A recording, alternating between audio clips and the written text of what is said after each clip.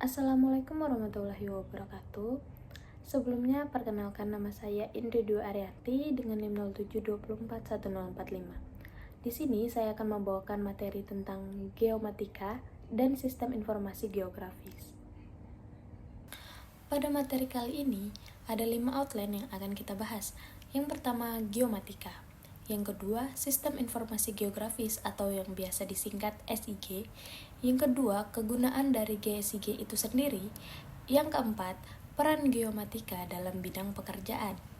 Dan yang kelima adalah kesimpulan. Kita langsung saja ke materi kita yang pertama, yaitu geomatika. Geomatika adalah sebuah istilah ilmiah modern yang berarti pendekatan yang terpadu dalam mengukur, menganalisis, dan mengelola deskripsi dan lokasi data-data kebumian yang sering disebut sebagai data spasial. Data-data ini berasal dari berbagai sumber, antara lain satelit-satelit yang mengorbit bumi, sensor-sensor laut dan udara, dan peralatan ukur di daratan. Data tersebut diolah dengan teknologi informasi mutakhir menggunakan perangkat keras dan perangkat lunak komputer.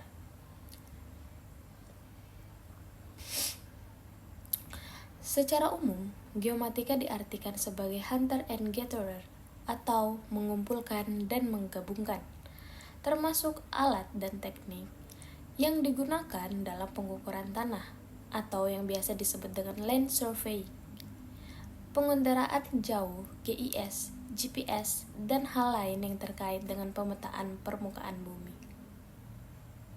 Baik, untuk materi yang kedua yaitu Sistem Informasi Geografis atau biasa disingkat SIG.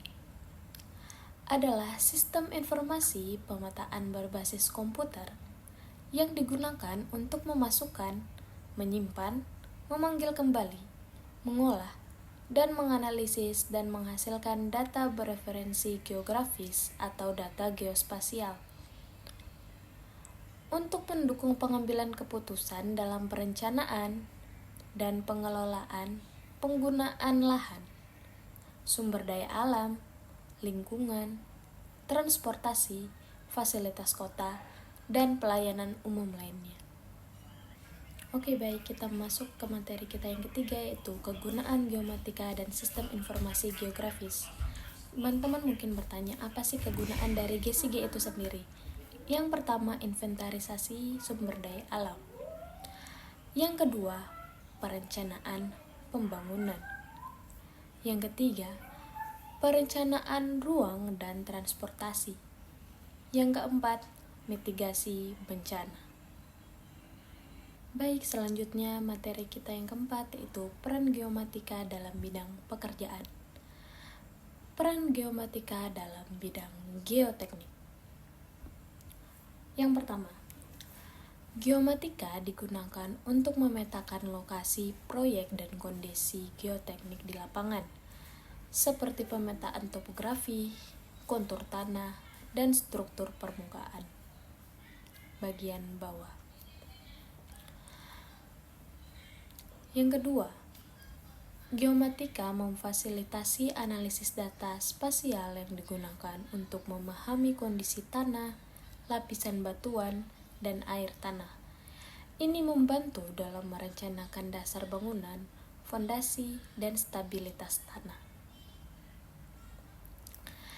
Yang ketiga, geomatika juga digunakan untuk memantau perubahan kondisi tanah selama proyek berlangsung, termasuk pergerakan tanah, penurunan, atau perubahan geometri lainnya. Baik, selanjutnya adalah peran geomatika dalam bidang hidroteknik. Yang pertama, geomatika digunakan untuk memetakan sumber daya air seperti sungai, danau, waduk, dan daerah resapan air. Yang kedua, dalam analisis banjir, geomatika digunakan untuk membuat model simulasi banjir dan analisis dampaknya terhadap area yang lebih luas. Yang ketiga, geomatika memungkinkan pemantauan kualitas air, level permukaan air, dan debit sungai secara real time menggunakan sensor dan teknologi GPS. Yang keempat, geomatika membantu dalam perencanaan dan desain infrastruktur hidroteknik seperti bendungan, waduk, jembatan, dan sistem irigasi. Baik, yang selanjutnya adalah peran geomatika dalam bidang transportasi. Yang pertama, geomatika digunakan untuk memetakan dan menganalisis kondisi geografis, topografi, dan kondisi tanah di sepanjang rute transportasi seperti jalan, jembatan, dan rel kereta api. Yang kedua, geomatika mendukung pengelolaan dan pemantauan lalu lintas melalui analisis data spasial tentang volume, kendaraan, kecelakaan, atau pola perjalanan. Yang ketiga, geomatika memungkinkan permodelan dan simulasi sistem transportasi, termasuk pergerakan kendaraan, penumpang, dan barang. Baik, kita lanjutkan untuk peran geomatika dalam bidang struktur. Yang pertama, geomatika digunakan untuk menganalisis potensi risiko yang dapat mempengaruhi struktur, seperti tanah longsor, gempa bumi, ataupun banjir. Yang kedua, selama dan setelah konstruksi, geomatika digunakan untuk memantau pergerakan dan deformasi struktur. Yang ketiga, geomatika digunakan untuk memetakan dan melakukan survei lokasi tapak proyek. Baik, selanjutnya adalah peran geomatika dalam bidang manajemen proyek konstruksi. Yang pertama, dalam perencanaan dan desain proyek konstruksi, data spasial yang diperoleh dari geomatika digunakan untuk membuat model 3D dari tapak proyek, mengidentifikasi potensi masalah, dan merancang infrastruktur dengan lebih efisien. Yang kedua, geomatika membantu dalam perencanaan jadwal dan pengelolaan sumber daya. Yang ketiga,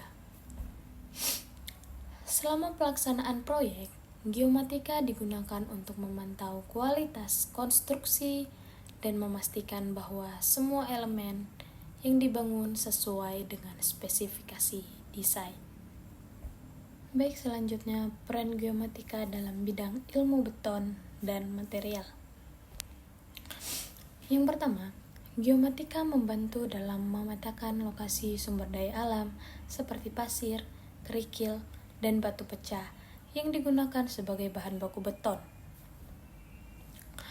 Yang kedua, dalam produksi beton, geomatika digunakan untuk mengelola rantai pasokan bahan baku secara lebih efisien.